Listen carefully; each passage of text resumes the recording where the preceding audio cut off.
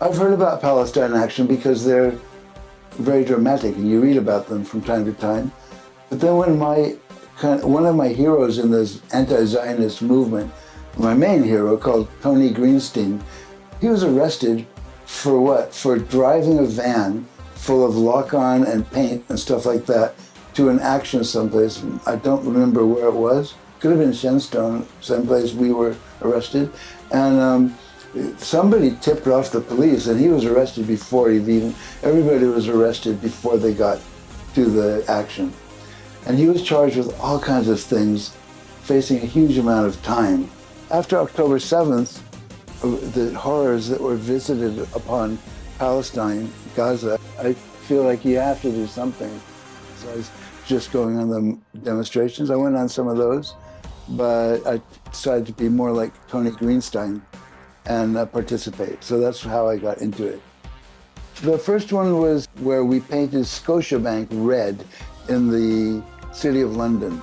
There was, I don't remember, I think there was 9 of us locked on in front and behind and shouting slogans and being arrested after a few hours of blocking everybody's entrance to the Scotiabank. We really had a good opportunity to shout at the people about what Scotiabank is up to when it comes to financing the Israelis' armorers.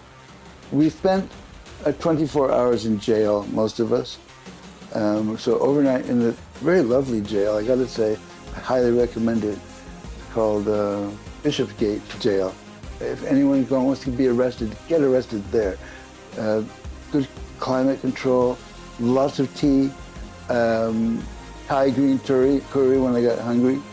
But except it was a damn long time in there. I was given a police bail, which says I'm not to go around red paint. well, I'll get to the red paint in a minute. Not to go around any kind of locks or tubes, and not to enter the city of London for any reason. So then I volunteered for the next action in spite of being on this police bail.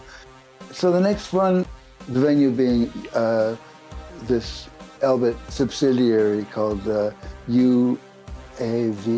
We wanted to block the entrances for as long as possible to disrupt the business for a day in order to slow down their disgusting trade, which was, to arm Israel's genocide, basically. Anyway, so my role, I got into the car that Palestine Action had bought a cheap car. The idea was to try to get to Elbit in time, to the venue in time, to block both entrances. The minute we got there, an enraged security guy, a very big thug with huge fists, came springing out, and he went boom on the window next to Ben, because I was at the driver's window. He went, boom, and then he came around and did the same thing at all the windows, but nothing broke. So then he gave up. We were laughing away. We were quite comfortable then because it was before the heat came. Anyway, so we were just sitting there all locked in with a massive chain between both car doors, so the doors couldn't be opened. We were just sitting there blocking the entrance. That's all we did. And trucks were turned away. The demonstration removal team came with a huge bunch of force. They had to break both car doors. They had to smash out the window. It wouldn't break. They tried to break the window, but they couldn't either. So they lowered it a bit and they pulled it out, and the whole car. I'm very sorry, but I think the car has been wrecked. Plus, I was smoking a cigar in the car, and I don't think you're supposed to smoke in a rental car or whatever it was. So anyway, they got us out and took us to a police station. So everybody was also quite embarrassed.